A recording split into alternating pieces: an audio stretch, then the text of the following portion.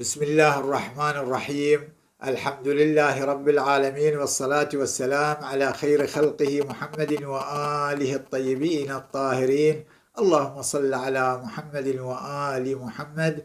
السلام عليكم أخوتي أخواتي أحبتي في الإيمان ورحمة الله وبركاته، وأسأل من الله العلي القدير أن يحفظكم ويرعاكم ويمن عليكم بالصحة والعافية والتوفيق لصالح الأعمال وقبولها بأحسن القبول إن شاء الله، ببركة وشفاعة محمد وآل محمد.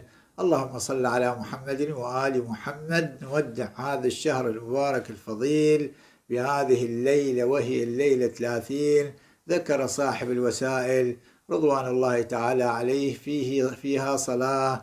هذه الصلاة تصلى في أي وقت ما شئت من هذه الليلة المباركة، ونيتها نويت أصلي صلاة هذه الليلة من رمضان قربة إلى الله تعالى، وهي 12 ركعة، كل ركعتين بتسليم، تصير 6 صلوات مثل صلاة الصبح. وفي كل ركعة تقرأ فاتحة الكتاب مرة والتوحيد 20 مرة. بعد أن تكمل هذه الصلاة وتسلم، تصلي على النبي وآله 100 مرة. اللهم صل على محمد وآل محمد.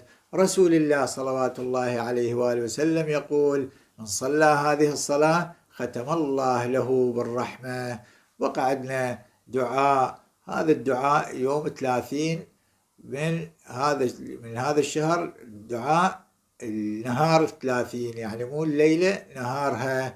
هذا نذكره بالوصف إن شاء الله. اللهم اجعل صيامي فيه بالشكر والقبول على ما ترضاه ويرضاه الرسول، محكمة فروعه بالأصول، بحق سيدنا محمد وآله الطاهرين.